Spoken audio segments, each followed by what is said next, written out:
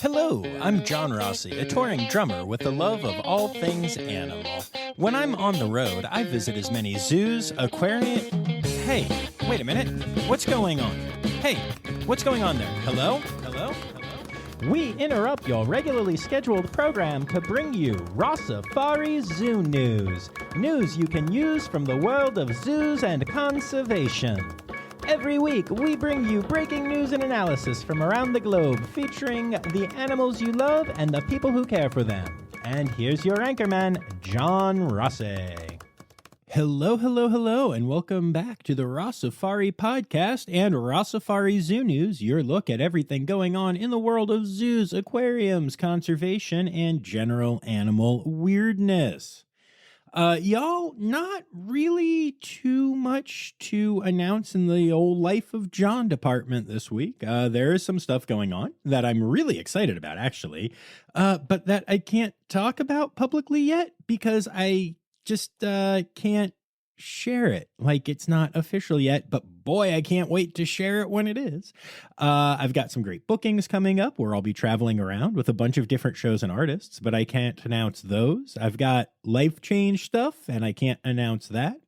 You know, as someone who is looking for content to fill this space every week, I actually have a whole lot of it that I'm excited about, but can't put into the world yet, which is silly. But hey, buzz is still perfect, so that's good.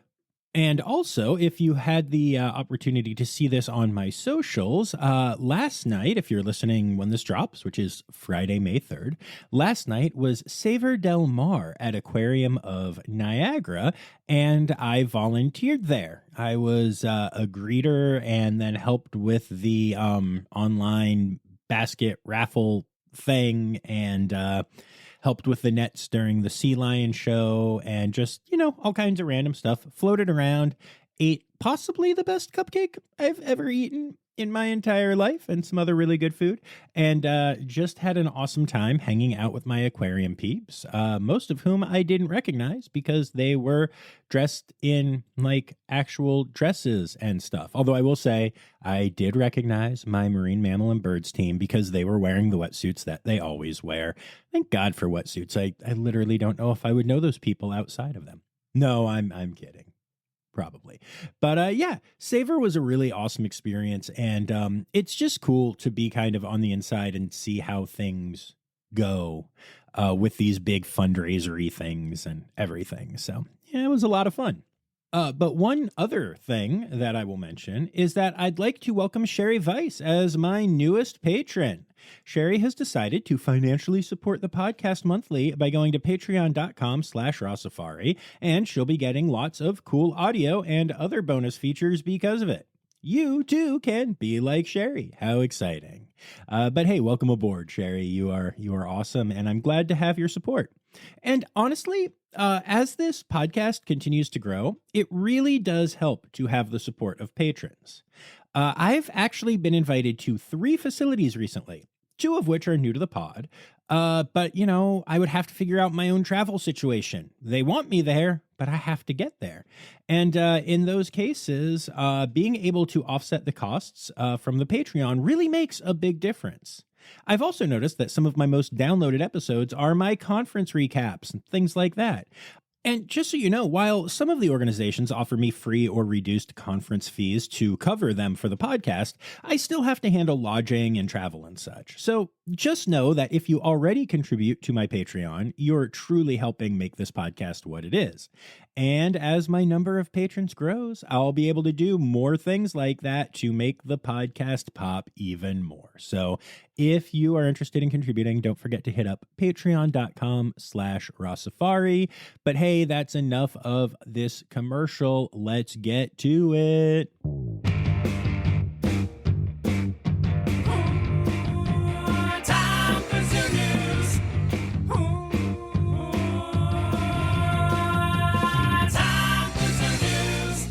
So I normally start this segment with whatever the big story of the week is, but this week there really isn't one, which honestly, after the last few weeks, is a really nice change.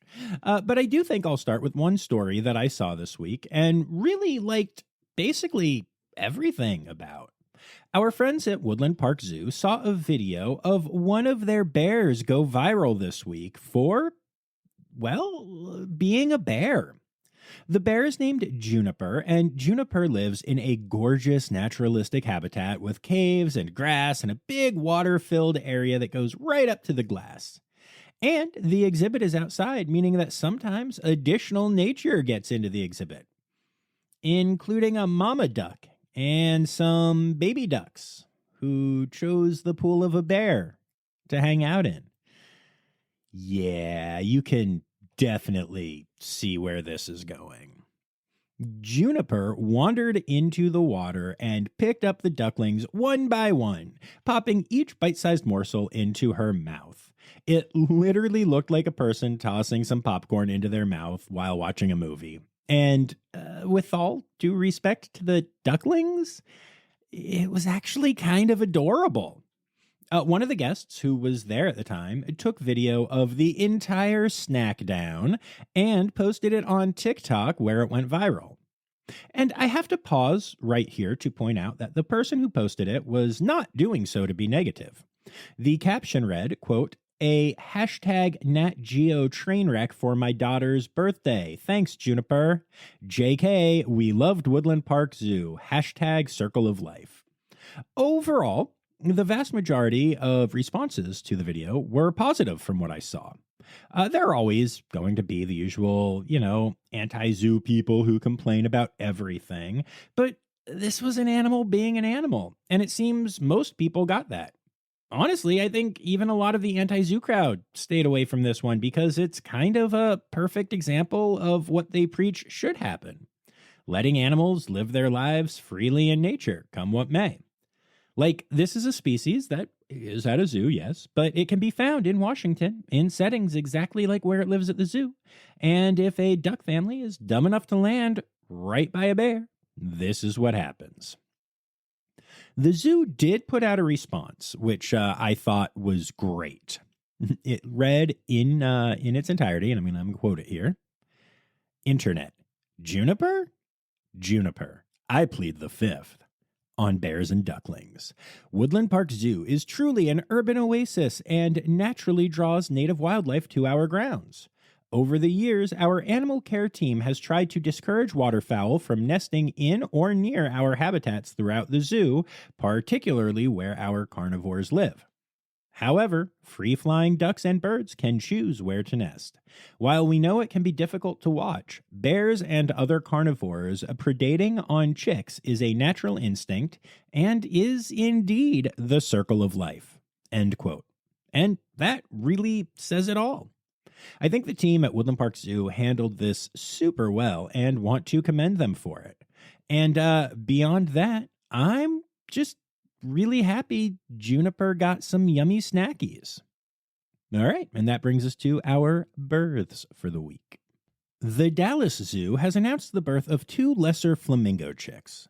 Since flamingos get their famous pink coloration from the food they eat, the flamlets are actually whitish when young, so they really stand out in the flock.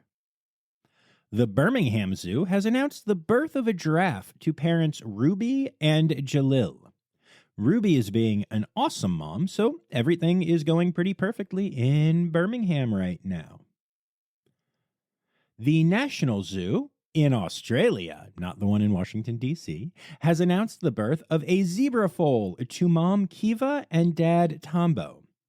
Tombo, in particular, is known for being a doting father, which is absolutely adorable to hear. So congrats to the other National Zoo, as I see them. The Denver Zoo, in the United States, not in Australia, has announced the birth of a new Linnaeus two-toed sloth. Mom is doing such a great job caring for the baby that keepers haven't been hands-on yet, so they don't really have much info about the baby other than knowing that it is thriving. Eventually, a DNA test will be done to determine the sex of the baby. Cleveland Metroparks Zoo has welcomed a new Bontebok calf. This bontlet weighs in around 20 pounds and is absolutely adorable. Make sure you check the socials to see the little guy. The Museum of Life and Science in Durham, North Carolina, has welcomed a litter of red wolf pups. It is the first time the museum has had red wolf pups since 2019, and they are coming back in style. The litter consists of 7 pups, 4 males and 3 females. With red wolves being incredibly endangered, this is a huge success. And those 7 aren't the only red wolflets born this week, as our friends at the North Carolina Zoo announced 4 more pups. They were born on my birthday, March 31st, meaning they are the best red wolf pups ever. And it's amazing that these 2 facilities have brought 11 new red wolves into the world this week alone. Keep in mind that there are only around 35 red wolves in the wild at this time. And the red wolf breeding program does introduce pups into the wild when they are able to. So this is really exciting news for the species. Oh, hey, so I'm breaking into my own podcast because after I recorded this segment, I got a message from my buddy Daniel at the Trevor Zoo. And just for the record, I get really excited when PR people reach out to me like through a text or a quick email to tell me that something exciting is happening and make sure it gets on to Zoo News. So if you're a PR person and you do that, thanks. But anyway, it turns out that there was also a litter of red wolves born at the Trevor Zoo this week. There are 4 there as well. So that brings the number of red wolves born in AZA facilities to 15 this week alone, which is almost half the number that currently live in the wild. That is just beyond amazing. I am so happy for all of these facilities, and I've gotten to see the area where the Trevor Zoo keeps their wolves and stuff, and it is just fantastic. So I'm really excited about this. And you too can actually get a look at the whole wolf situation at the Trevor Zoo right now, because the Trevor Zoo has a webcam set up where you can see the wolves in their den live. Now, I may or may not have spent some time doing that today, and all I will say is that I give it the review of 10 out of 10. Highly recommend. So yeah, this is really, really awesome news. I love all of the red wolf births, and yay! But of course, that does bring us to our deaths this week. I'm only going to touch a couple of these because, frankly, I needed a bit of a detox after last week. But let's see here. The Virginia Aquarium has announced the passing of Sheldon, a North American river otter who was 12 years old. Sheldon had been anesthetized for his annual exam and unfortunately did not recover from the procedure. Anesthesia is a lot more challenging in exotic species than in domestics because we don't have nearly the amount of data that we do about, say, dogs and cats. As of the time of this recording, the zoo isn't really sure what happened, but you know, they're looking into it, and sometimes these things happen. So, yeah, sending our condolences to the team at the Virginia Aquarium, who had been caring for Sheldon since he was a little pup. And then ZooAmerica has said goodbye to Betty, the albino striped skunk. Betty was almost 11 years old, which is a ripe old age, as the species usually lives 2 to 3 years in the wild. Betty was part of the education department at the zoo, and as such, really was an amazing ambassador for her species. People fell in love with her calm demeanor and were often just shocked to see an albino skunk, which opened up a lot of opportunities for the staff that cared for her to have conversations with guests and educate them about albino skunks and just skunks in general. So the team really, really misses her presence, sending love to everyone at ZooAmerica. And then that brings us to the rest of our Zoo News section for the week. So we're going to start off by telling you that our friends at the San Diego Zoo have officially introduced the panda bears that will be joining them in the near future. Over the past few weeks, wildlife care specialists from the zoo have been at the Wulong and Baifingja panda bases in China to meet the 2 giant pandas that will call the San Diego Zoo home. Yun Chuan and Sing Bao will arrive once all of the permitting and other hurdles can be taken care of. Yun Chuan is almost 5 years old, male, and described as mild-mannered, gentle, and lovable. Sing Bao is nearly 4 years old, female, and is known for being gentle and witty, and is something of an introvert. I am so excited for the return of giant pandas to the San Diego Zoo. And if you're wondering what happened to the red pandas that were living in the giant panda exhibits after they left, well, tune in to Tuesday's episode where I'm bringing back fan-favorite guest Nikki Boyd of the San Diego Zoo Wildlife Alliance and Red Panda Network to talk all things red panda conservation and update us about what's going on with the red pandas at the San Diego Zoo. The Philadelphia Zoo recently shared a cool story. Their curator of birds and one of their bird keepers traveled to the northern Marianas Islands to work with Pacific Bird Conservation and the local Department of Fish and Wildlife for 3 weeks. They spent their time in the field working to protect the critically endangered sapon reed warbler.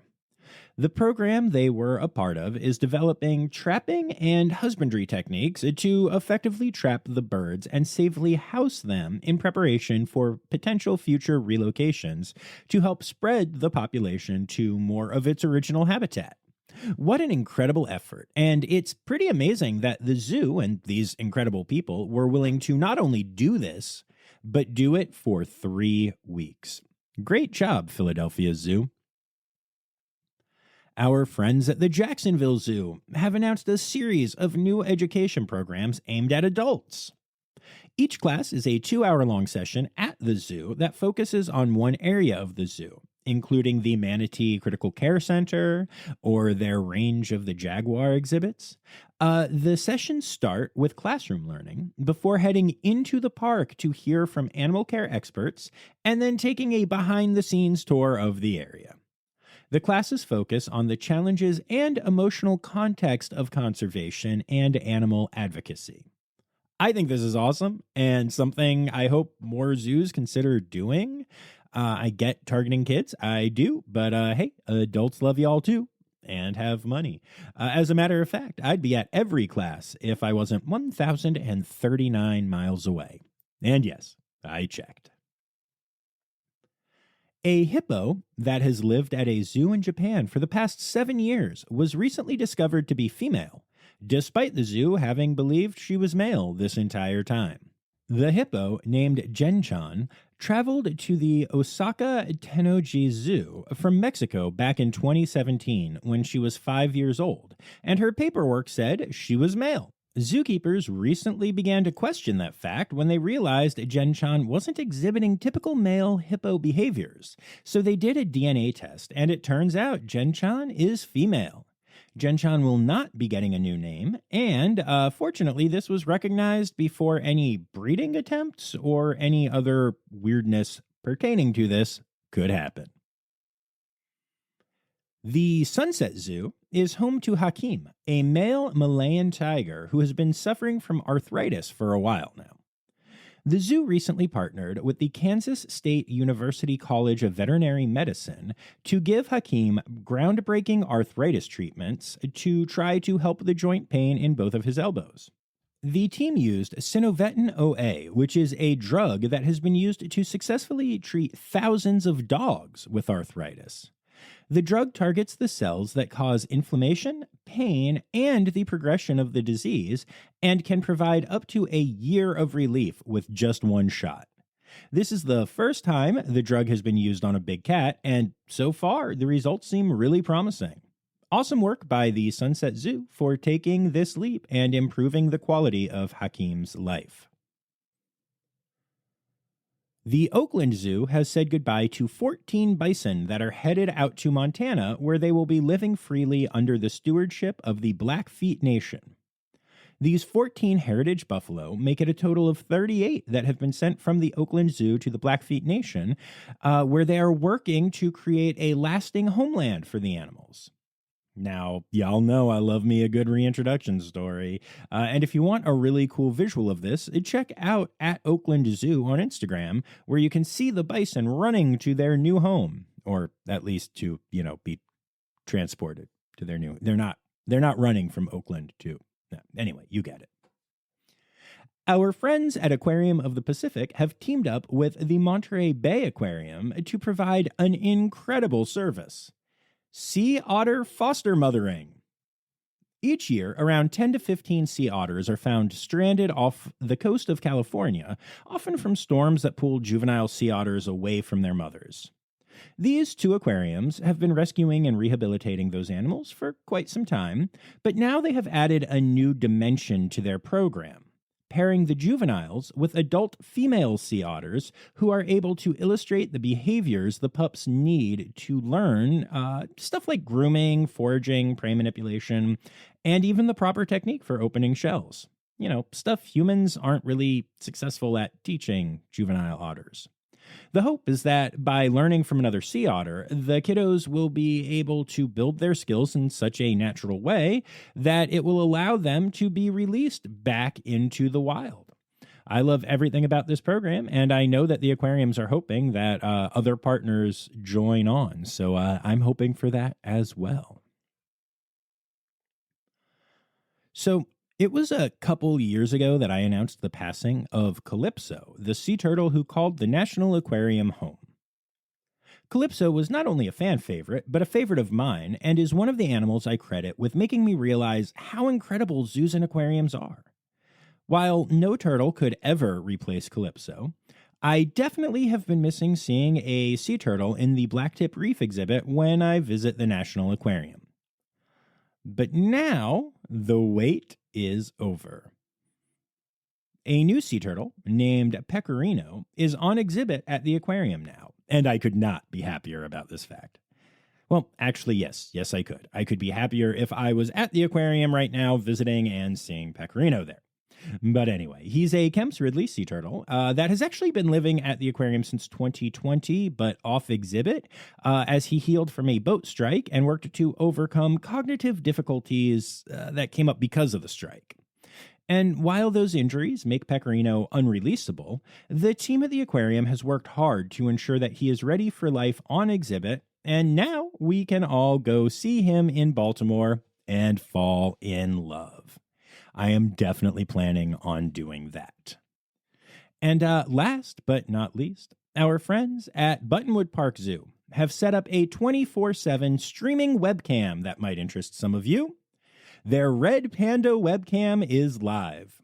Now you can watch Jacob and Marie, who you heard about on this podcast before, and also see their cub Sprout every minute of every day.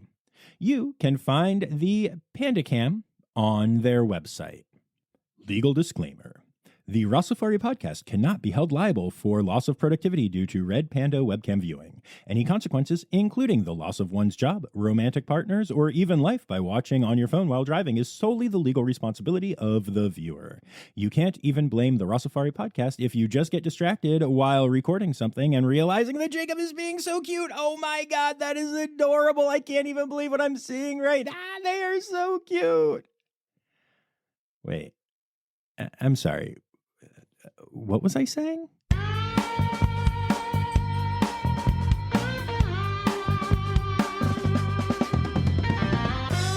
other news.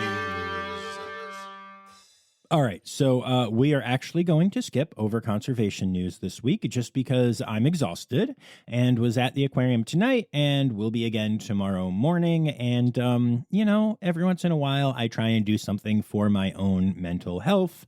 And this is that. So, yeah. But for those who look forward to this section, here's a quick summary. Some good things happened with numbers going up and conservation efforts working. Some bad things happened because, well, honestly, people suck. Poaching is bad. Conservation is good. And some of both happened this week. So let's keep fighting the good fight. And hey, at least you don't have to listen to me giving you a soapbox rant about that very topic. Now, for the other news. There has been so much stuff about pet alligators lately, and it is driving me crazy. So, do you remember Wally Gator, the pet gator in Pennsylvania, that a guy took to a Phillies game to meet players, but then wasn't allowed in, and a whole debate broke out over whether he should have been allowed to bring his, quote, emotional support alligator into a stadium, but then it turned out he wasn't actually trying to take the gator in to see the game anyway? It was a whole thing? Well, now Wally Gator is missing. The alligator was apparently taken from his travel enclosure back on April 21st while his owner and Wally were visiting friends in Georgia. According to Wally's owner, the gator was, quote, nabbed by somebody who likes to drop alligators off into someone's yard to terrorize them. I can't make it up. Anyway, Wally was then captured by a trapper that was called in by the Department of Natural Resources when the people who lived in that house complained of a gator in their yard, which, makes sense. The trapper dropped Wally off in a swamp in a group of about 20 other alligators, and by the time it was discovered that it was Wally that had been trapped, it was too late. Wally was in the swamp, and the DNR said it would be impossible to positively identify Wally from the other gators in said swamp. Furthermore, in the state of Georgia, it is illegal to capture and remove a gator from a swamp without a permit, and the DNR is refusing to give Wally's owner a permit to do so, meaning it would be quite illegal for him to go into the swamp and take Wally back, even if he was able to 100% positively recognize his gator. So, as of now, the entire situation is just one crazy impasse. The swamp that Wally was moved to is huge, and gators can cover a large range quickly, so it really is impossible to know where he could be, and is currently illegal to take him out. So yeah, just kind of stuck. Maybe, just maybe, people shouldn't have alligators as pets, and then stuff like this won't happen. Now, last week, we talked about an elephant that was on the loose briefly in Butte, but Montana. Well, this week, some privately owned zebras escaped a trailer that was transporting them from Washington State to Montana. What is it with Montana? But anyway, 4 zebras in total escaped and were seen running down the road together. 3 were captured quickly, but the 4th one is still on the run. So yeah, the owner went on with the other 3 to Montana, but there's just this zebra that, people are trying to find and, get to be a non-wild zebra in Washington. Yeah. Maybe, just maybe, people shouldn't have zebras as pets, and then stuff like this won't happen. And then last but not least in other news, there are pictures of a dog going around the internet that are pretty incredible. Over the course of about 2.5 years, the dog went from completely black to completely white. Now, the dog is named Buster, and he has vitiligo, a condition in which the animal in question loses the pigmentation in their skin. It has been documented in dogs before, but is far more common in humans, including John Rossi, the host of the Rossifari podcast. Yep, I have vitiligo. It's pretty hard to see at times because of my skin tone, but it is definitely more noticeable when I am tanned or burnt in the summer. And those of you who know me know that I am often burnt in the summer because I suck at remembering sunscreen and spend a lot of times at zoos. But anyway, it's cool to see Buster making headlines for this condition that I happen to share with him. And maybe, just maybe, people shouldn't have dogs as pets, and then stuff like this won't happen. Oh, no, wait. Sorry, that doesn't work this time. Oh, animal holidays. Animal holidays. Hey! All right, and that brings us to our animal holidays for the week. It is May, which is National Duckling Month, National Lake Cleanup Month, and No Mow May. And honestly, the National Duckling Month thing is just amusing given the story I opened this episode with. Anyway, for our individual days, May 3rd is Wild Koala Day and International Leopard Day. May 4th is Salamander Saturday. May 5th is the start of Amphibian Week, which runs through the 11th, and is also known as Cinco de Rhino. And that's it. So those are your animal holidays for the week. But don't forget that May 11th is coming up and is International Binturong Day. And we are promoting the merch and upcoming raffle to celebrate said day with a special raffle for Rossifari fans as part of it. So follow the links in the show notes or in my stories to partake.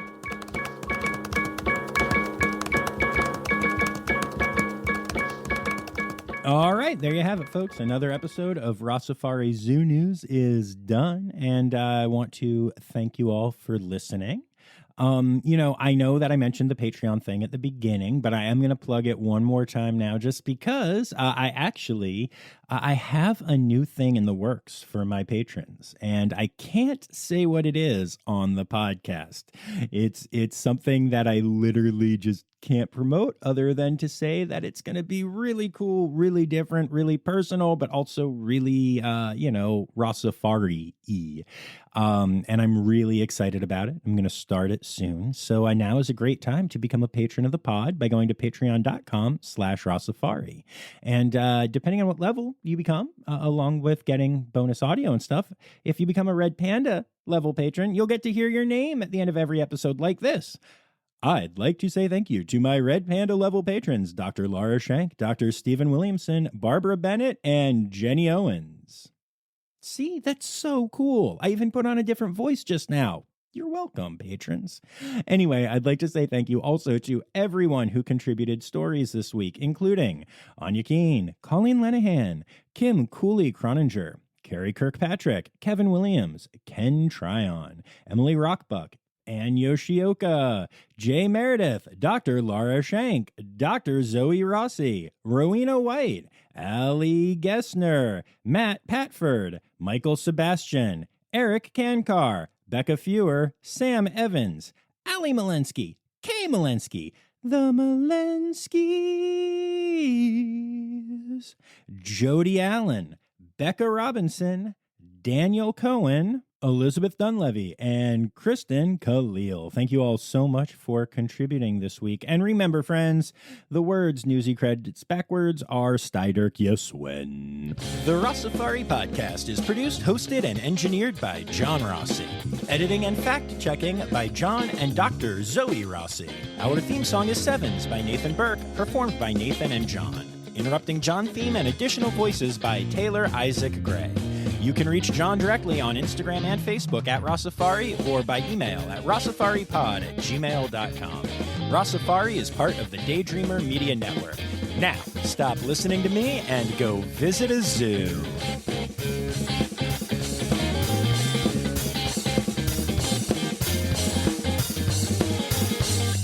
Now, last week, we talked about an elephant that was on the loose briefly in Butte, not Butte,